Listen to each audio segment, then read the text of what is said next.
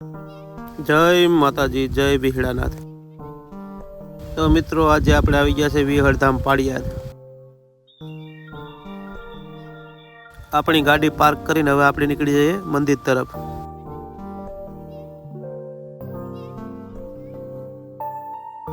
આજે અમાસના દિવસે ભાવિ ભક્તો ઘણા છે। આપણે વિશામણ બાપુની જગ્યાની અંદર ગેટનું કામ ચાલુ છે અત્યારે। હવે આપણે ચંદનનો તિલક લગાડી અને જય શ્રી રામ લખાવ્યું છે।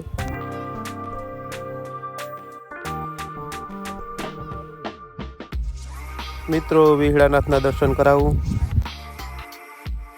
વિડીયો સારો લાગે તો લાઈક કરજો, શેર કરજો, કોમેન્ટ કરજો અને ચેનલમાં નવા હોય તો ચેનલને સબસ્ક્રાઈબ કરી દેજો। તો સામે દેખાય છે એ વિહળાનાથનું મંદિર છે।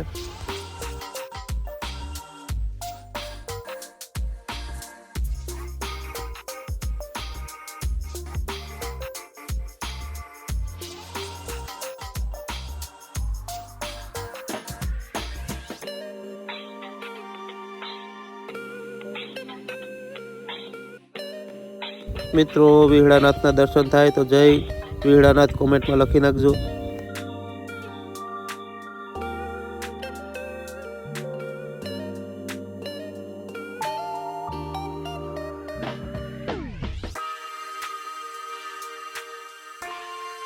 તો વાલા ભક્તો, સામેથી પહેલું બાપુ આવે છે।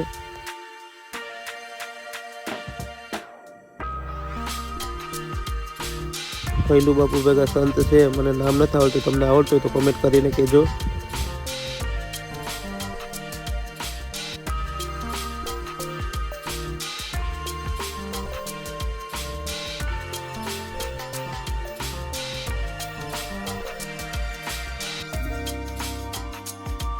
તો હવે મિત્રો, હું તમને વિશામણ બાપુની જન્મ સ્થળ બતાવું।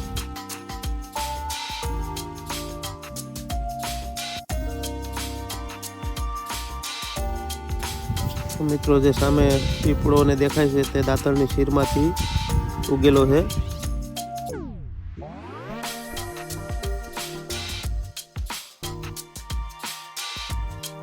મિત્રો, આને પ્રદક્ષિણા કરવાથી પીપળાની તમારા હાથ પગ દુખતા હોય અને હાથ પગની માનતા કરો ને અહીં ચડાવો એટલે તમારા હાથ પગ મટી જાય છે। મિત્રો,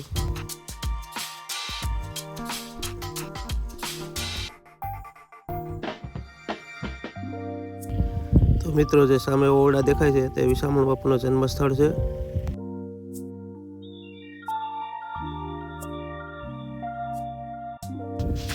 આ બધી ગાડી છે એ પાળિયાદની જગ્યાની ભૈલું બાપુની ગાડી છે।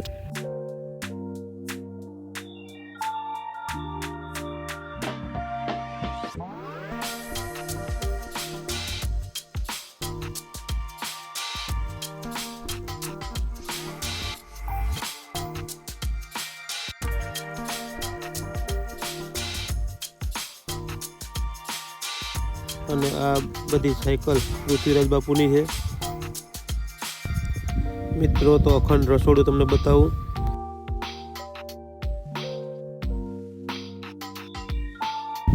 તો મિત્રો, અમાસના દિવસે લાખો માણસોનું ભોજન અહીં પકાવવામાં આવે છે। આપણા સાધુ સંતોનો એક જ ધ્યેય છે કે ટુકડો ને હરી ટુકડો। હવે આપણે પણ પ્રસાદી લઈ લઈએ।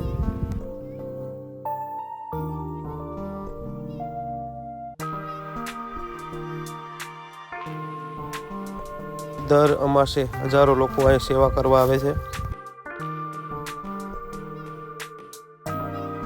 મિત્રો, તો હવે પ્રસાદી લઈ અને આપણે જશું ગૌશાળા તરફ।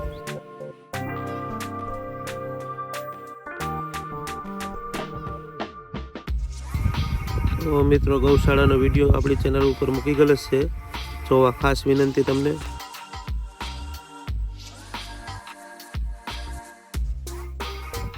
તો જય માતાજી, જય વિહળાનાથ, જય ઠાકર।